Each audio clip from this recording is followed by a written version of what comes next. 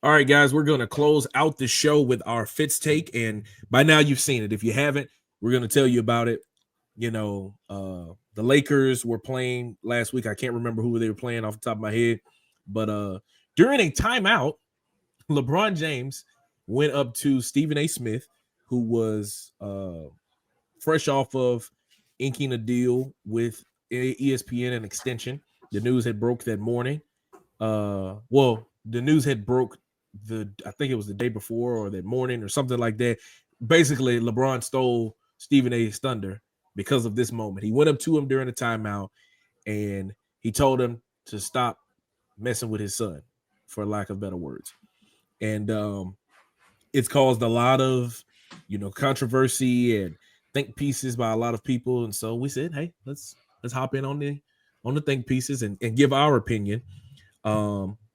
And so Elijah, we saw it, the video, we saw Stephen A's reaction there on First Take, and how disheveled and off put he looked after that moment. And then we saw what he said on his podcast, telling us, what happened in that situation. Do you agree with LeBron with what he did? Was he wrong for how he confronted Stephen A? And is this just the tip of the iceberg of what we're going to see as this new media age is happening, where players have their own platforms and they feel like, hey, bro, I don't care if you is a journalist. I don't care if this is your job. If I'm going to confront you about it, then this is how I'm going to do it. Personally, I feel like, I was happy that LeBron confronted him. I like Stephen A. I'm not going to tell you that I can't stand his takes or anything like that. I was happy that LeBron confronted him. I do see where Stephen A. could be wrong because, can be right because of, it's you have to critique it. If it's in there, his job is to critique no matter what. But I'm going to say this. Stephen A.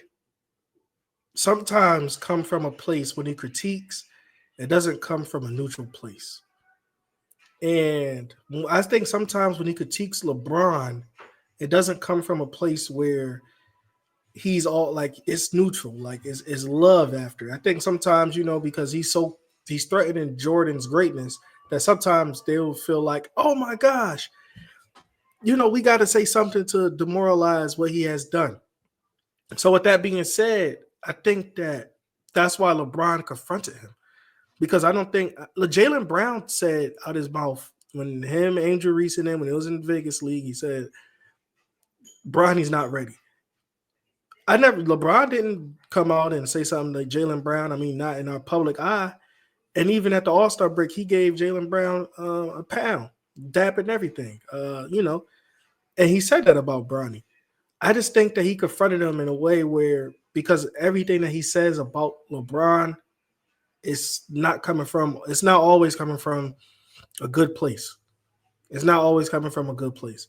So LeBron wasn't wrong for confronting him, not at all, as a father or anything. And as another thing is, this been happening for years. You act like LeBron, like they've been. Do you know that Giannis had his brother on the bench for about 5 years?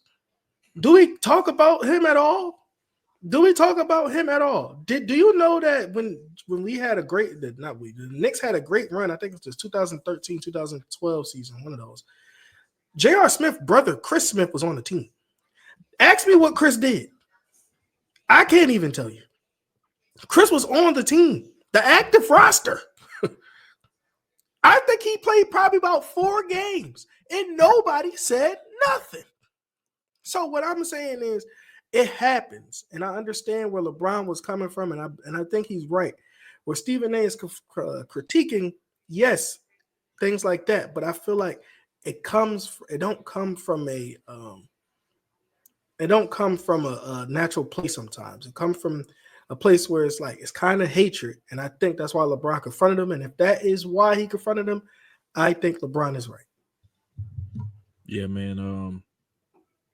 For me, like, I get the argument of people saying like Bronny is a grown man and you gotta let it, but like Stephen A. said, bro, like LeBron didn't confront him as a basketball player. He came to him as a father. And I ain't got no kids, but I can only imagine, like, bro, not everybody play about their children. It's just the bottom line. You can't tell them how to react when it comes to their kids because, bro, like they came through you. That is a part of you, literally. He carries his name. Now he might, carry the moniker or the nickname of Bronny, but that boy is LeBron James. That's his namesake. It's even more personal. You know what I mean? And to look at what Bronny had to overcome going into cardiac arrest back when he was in college, and now to get an opportunity to get drafted. And yeah, people can say that he pulled strings for that to happen. That's happened a lot of times, folks. He's holding somebody's spot. That happens a lot of times, folks. So when it comes to how he did it, I wouldn't have did it during a timeout, but you said it publicly, so I'm gonna confront you publicly. Why is it that you say something on TV and I gotta come call you? No. Now, if it would have been me, what I would have did is during that timeout, I'd have tapped him. Hey man, before you get out of here, I need to holler at you. Me and you. Kept it just as smooth. Cut all the cameras off. Don't talk about none of this on no podcast.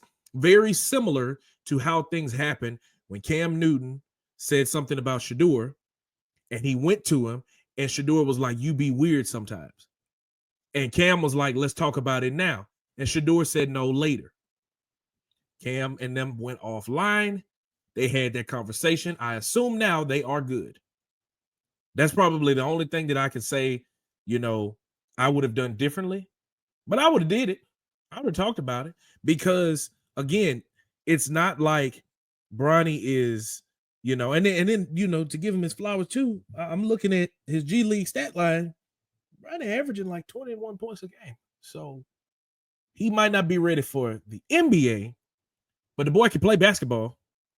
The boy can hoop. He can put the ball through the hole. He might not do it at the level that his father can.